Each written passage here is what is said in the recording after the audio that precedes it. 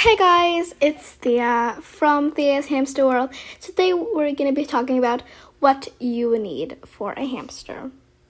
First thing you're going to need is their enclosure. Their enclosure is very important because you don't want a hamster running around in your house. So they pretty much need an enclosure or a cage. Make sure that the cage is over 450 square inches of floor space, or else that is not big enough for a hamster. My cage is 4 feet by 1 foot. This is like a spare aquarium that we had, and that is a total of 576 square inches of floor space. So that is over the bare minimum. Bare minimum means minimum. Second thing you're going to need is bedding. This is very important. You need at least one spot with 6 inches of bedding so that your hamster can properly burrow. And when choosing bedding, make sure that it is not pine, cedar, or softwood bedding or scented bedding, because those are not good for hamsters. Paper-based or aspen beddings are good. I usually always go with paper-based because it's just easier, I guess. And you can get them in pretty cool colors, and I like color. The thing that I have is Carefresh. This is Purple Galaxy. You can get it colored as long as it's not scented or anything. Yeah. So I used up 1.5 bags, which is why I still have this half. You can also use Clean and Cozy or any aspen type beddings. The third thing, and probably the most important thing, well, other than the enclosure, is a proper sized wheel. To make sure that your wheel is proper sized, I will be doing a video on that. I don't know when, but I will be doing, but just to give you a quick little thing. Dwarfs, you need at least a 6 to 8 inch wheel, or maybe even more. And for Syrians, an 8 to 12 inch wheel. Syrians and Chinese, 8 to 12 inch wheel, so that their back does not bend, because if their back bends, that can hurt them, and it's not comfortable. The wheel that I have is an 8-inch comfort wheel. It's just green. I really didn't choose the colors, so we just got it off Amazon. You can get a lot of wheels off of online, such as rodent wheels or silent spinners. It can be hard to find a right size silent spinner because Munchkin, he wasn't able to push the 12-inch, so we didn't use that. So I just got him this. And Oreo also uses it.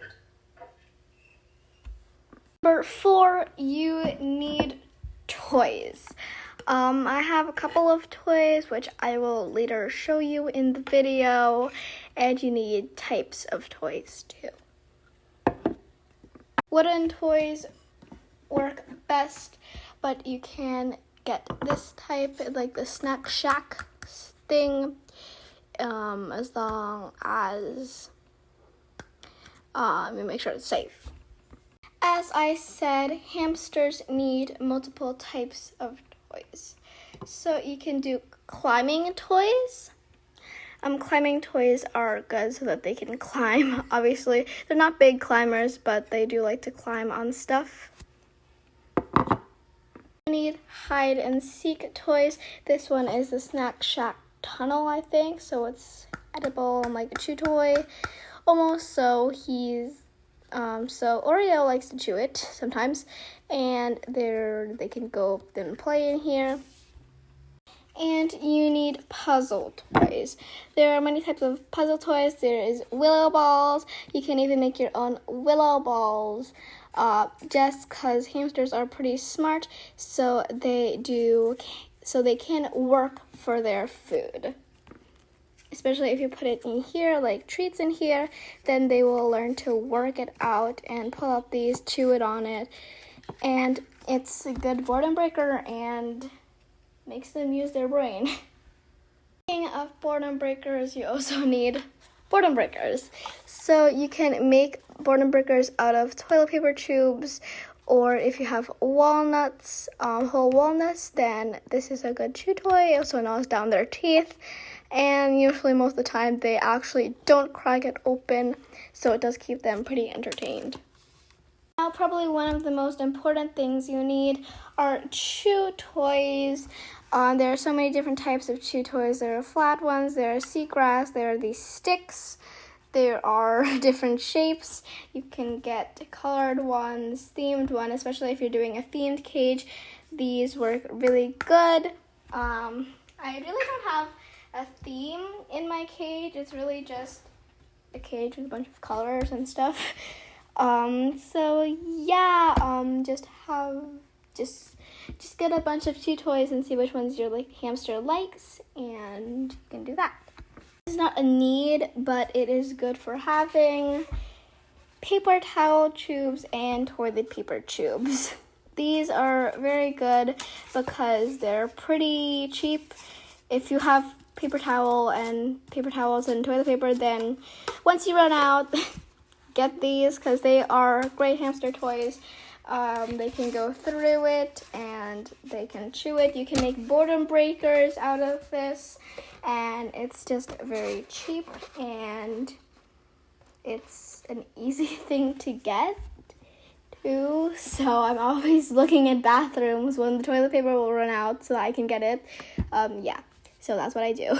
Now, like any pet, they also need treats. So these treats, I got them from Petco. These are the Oxbow strawberry treats, freeze-dried strawberry treats. And Munchkin loved them because his favorite food was strawberries. So yeah, he went crazy for those. And I recently made these yesterday. These are banana homemade treats. I got the recipe from Victoria Rachel's Healthy DIY Hamster Treats. These are banana flavored, and I made them pretty big so that I can practice picking them up and handling him, and they have worked. Okay, so we're getting to the taming process, and he's becoming more knowing me, he knows me a little better every day. Since we had treats, you can't just have dessert. You need some type of dinner or food, whatever. So these are sunflower kernels. These were meant for humans, but they're okay for hamsters. So I just sometimes put a little with a seed mix when I give him a seed mix. And this is his seed mix. And it's assorted, so you get quite a lot of stuff in there. You also need somewhere to put the food because you can't scatter feed them, but when you're feeding them fruits, vegetables, or other stuff like that, then you need a food dish, and they also need water, so you also need a water dish or a water bottle. I used to use water bottles, but now I'm using water bowls, and I explained it in the video Cage Updates. Now we have sand baths. You need sand baths so that your hamster can stay clean, and he uses it at a whole bathroom. See, there's some poop and peas in there too, and this black dish is what I just use. Make sure that you give a pretty large place for the sand bath so that they can roll around in it and have some fun in there, because he loves his sand bath. He loves going in there and rolling around and doing everything. So yeah, I know you guys are gonna ask, what type of sand do I use? I use children's play sand.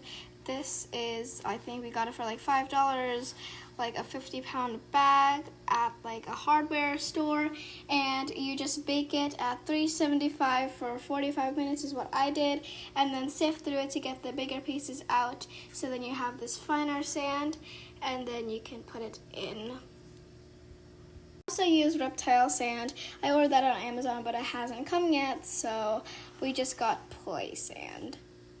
So I don't know if I'm crazy, but I forgot the most thing that the hamster needs.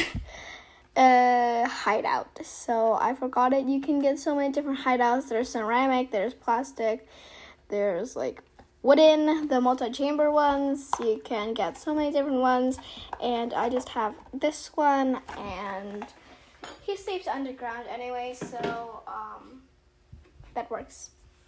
Make sure that the door in your hideout is so that your hamster can fit through it, because their cheeks, when going through it, they might not be able to fit through it, so just make sure that the opening is big enough. You can, if you have a long-haired hamster, you can also get a slicker brush so to brush their fur, just so that the bedding gets out, and because bedding does get caught in their fur, and so just to get out just those tiny tangles. You also need some nesting, like toilet paper. Do not use cotton nesting. This is much cheaper and way easier and safer, actually. Now add all those things together and you get a good cage. Yeah, I did switch with the cage a little, but I hope you enjoyed this video. If you did, make sure to give it a thumbs up, subscribe, and stay tuned for more. Bye!